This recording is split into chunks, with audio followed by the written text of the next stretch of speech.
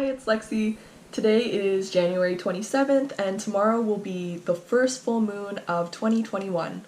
So when the full moon comes around, usually I am so disorganized, full moon energy, everything just feels a little bit chaotic, and sometimes I feel like I don't have everything prepared that I want to be, I want to cleanse my crystals, I want to do some divination and just collect myself a little bit, but sometimes I feel like I just don't have the time or don't have everything mentally organized. This will be a little list of things that you can do to hopefully get your shit together for the full moon, and hopefully it'll help me too. So definitely number one on the list would be to get your crystals organized and prepared to go charge out in the full moonlight. What I like to do is take my essential crystals, the ones that I use frequently and the ones that need to be charged the most, especially in strong full moonlight. I take those and I put them on a tray or whatever's available, a plate, whatever. And what I like to do is make sure that it's not plastic. I don't like my crystals to touch anything that's plastic, especially when they're charging, because plastic is unnatural. It's full of toxic negative energy. So make sure that it's a ceramic plate or maybe a wooden tray. I use a wooden tray. So I put those crystals on my wooden tray and I just set it to the side, a day in advance, because then I can just grab the tray and put it outside in the moonlight and there's no panic to get everything organized last minute. So another thing that's really good to do is to organize and cleanse your altar, not only spiritually, but to actually physically clean your altar. I find that mine gets dirty pretty often. It gets really dusty, wax drips on it, I get, incense all over it. So what I do, usually every full moon, just before, or just every once in a while, it's just that the full moon sort of reminds me to take care of my altar. I like to take everything off of it and then give it a good dusting and scrape any of the wax that's on it.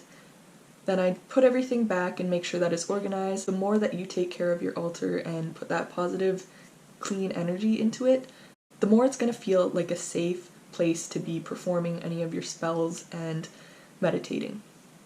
Every full moon I use divination like tarot, tea leaves, and definitely pendulums, but I also like to use my pendulum before the full moon to make sure that I am focusing my intentions.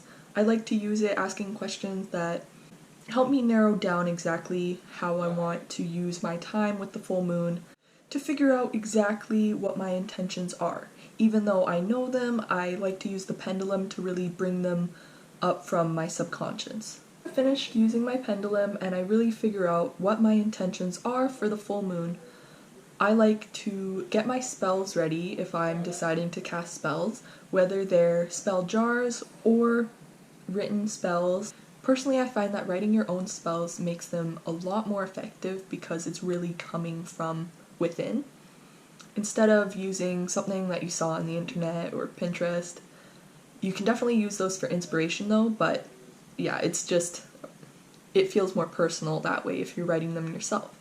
So you can just jot down some ideas, focus your intentions on whatever your spell is, whatever you're trying to attract, and it doesn't have to rhyme. There's a certain stigma around spells that they have to rhyme or they have to end in so mote it be, but really, if you are focusing your intentions and really putting your own intentions into the words, it really doesn't matter what they are. Another thing I like to do every full moon is charge a lot of full moon water, which you can do by taking any water like tap water, or it's winter right now so you can actually melt some snow.